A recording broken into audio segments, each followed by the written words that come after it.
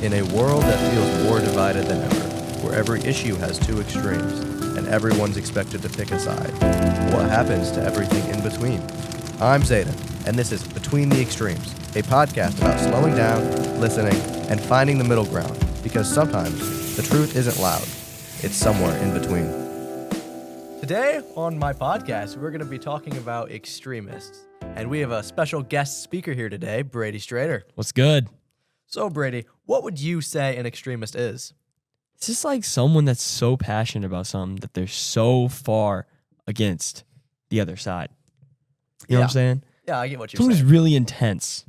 They're kind of really into their own beliefs, and they don't really take into account what other people have to say, which can be a little hard to talk to them in a lot of situations because they're just so far one way and they don't really hear you out. They're just so passionate about what they think they can't begin to fathom the thoughts of the other side. So why would you necessarily say that being an extremist is bad, Brady? Because when you don't hear out the other side, you can never like reason with anybody. Then you just come across as just someone who's not fun to talk to, or someone that's not going to want to have you read the country. You know what I'm saying? A bit arrogant, you would say. Yeah. And I would say that when you're kind of in that belief, you can come across to have extreme bias in your own argument because you already know what you want to believe. So you're going to be set on believing it. Yeah, and you're not going to want to like see the problems and things on your side, because why would you want to go against your side if you're so passionate about it? For sure. And I would say that these people often do have a little bit of hate for the other side of the argument. Yes, for sure. Would you say that there's like a little bit of a false truth? Like they're so set on believing something that they kind of take into account what's not truly like the facts. Anything that they see that would possibly back them up, they will believe because it's something they want to believe. You know what I'm saying? They don't really need that much to convince them to believe that it's true because it goes against their side.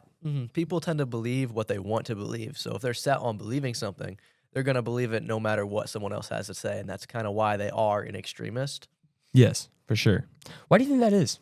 Well, I'm not really sure. I think a lot of it stems from childhood. I think it's the way people are raised. If they're raised with parents that kind of force them into a belief or coerce them into believing something, then they're going to grow up and they're also going to want to believe what their parents told them they should believe because they see that as the right. Because as children, we, always kind of follow our parents around until we form our own consciousness. And some people never really get to that point and base their beliefs on what other people have told them throughout their lives.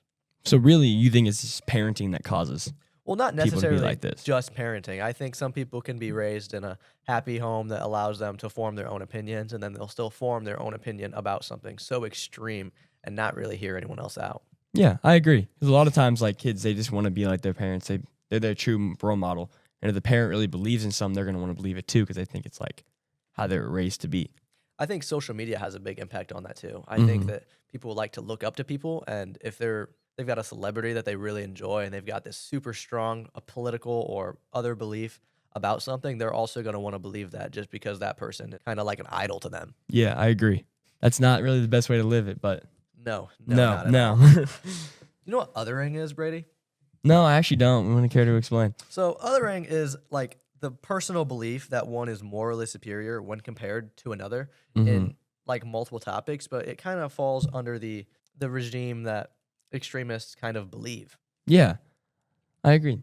They think that they're morally superior than others, and that's kind of messed up because they kind of see others as lesser beings when comparing to them, which is just kind of wrong. Yeah, because we all are human. At the end of the day, we are all human. put here on the same planet. We all eat the same food. We're all equal, especially in a country, in America. Yeah, good old America. The home of the free. Yes, where gas is $4.19, but it's fine. Continue. So, what would you say has the biggest impact on othering? What would you say influences it the most? I'd say just like their extreme beliefs starting from a childhood. Like they see all these social media posts that go against them, like say on a little less of a scale, but like say like you're playing like a video game or you're like watching sports or something and someone's going against your favorite player, your favorite game, you're going to begin to be like, man, I don't really like this guy. They're kind of going against my beliefs. So I feel like that starts to believe that they are a little better off because they believe that their thoughts are better. I would say that's a fair point, but I personally believe that politics have the biggest influence over othering in specific because, there's the left side and there's the right side, and they are just kind of at each other's throats constantly. And I think a lot of political people influence that a lot by kind of talking down on the other party and just saying that they're wrong. They're wrong no matter what, and that their party is correct in every way possible. And it starts to like form like in like elections and everything. It starts to be like you're not voting for the person that you think is right. You're voting for the person that is just only on your side and not the other side. Exactly, exactly. You start to really not look at that person as like who they actually are and just kind of what they believe in. Because if they believe or have the same beliefs that you do about certain controversial issues, then you'll kind of just roll with that. And you start to vote for people just because they're on your side, not because they are the best person for the job.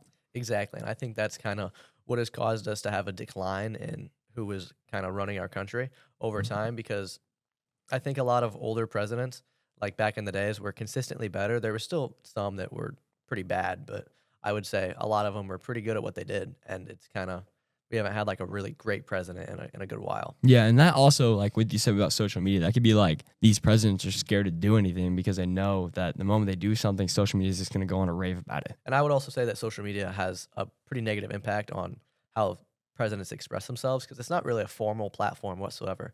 Like if a president goes on a rant on Twitter, it just kind of makes them seem immature, even if they don't mean to come off that way, which is kind of, there's not really a good platform that people like use that isn't like a common social media that presidents could really express themselves on because no one really tunes into radios as much as they used to like back in the day. I know FDR used to get on the radio and people would tap into that and listen to him and listen to what he had to say. But if our current president were to do that, no one would really care to even listen to it.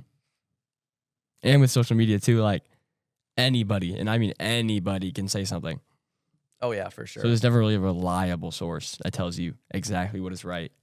They all are on their own side, and then it becomes more biased than it should be. I would say especially because they kind of just like go with it.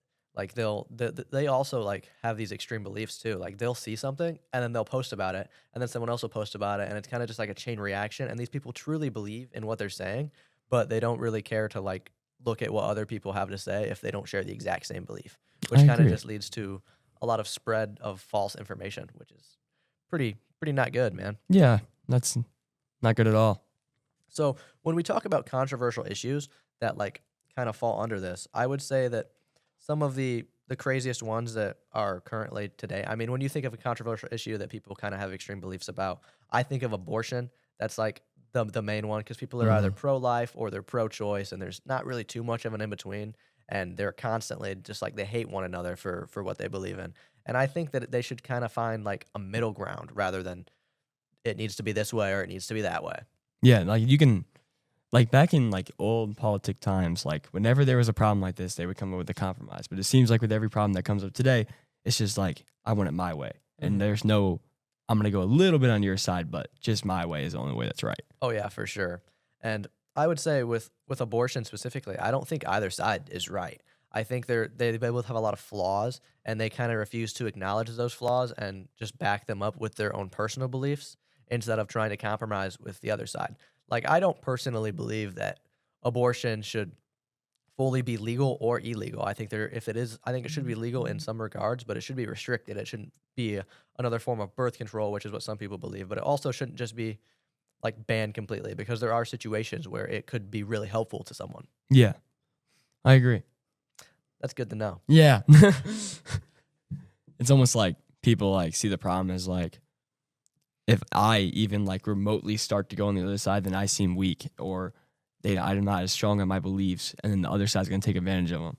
I think part of that is people don't really listen to the compromise anymore. If you're not speaking in extremes, then people don't really think that you're confident about what you're talking about, even though that would make you a better person overall and would actually resolve issues. People just kind of see that as you being less confident about what you're talking about. That's why with political parties, there's kind of like the Republicans and the liberals, and you got to kind of pick a side. You can't really be in the middle because no one is ever getting voted like for president who is in the middle. Yeah, it's either one side or the other, and that's starting to become more of a problem than it ever has been. Exactly. America is super, super divided. It's irrational to see superiority in oneself in comparison to another, especially in a country built off of equality. I mean, that's what we fought for years. It would make sense that we should continue to fight for it, but these people are just kind of pushing it away.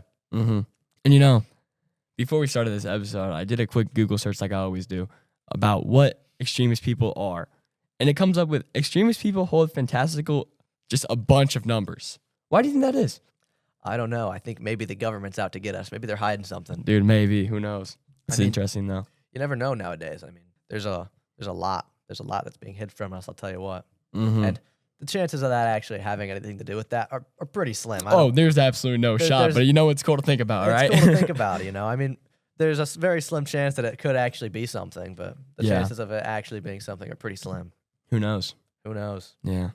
Extremists kind of plague the world. They cause conflicts and fight for basically no resolution. And I want to thank you, Brady, for coming out to my podcast today and sharing your opinion on this topic. I appreciate it.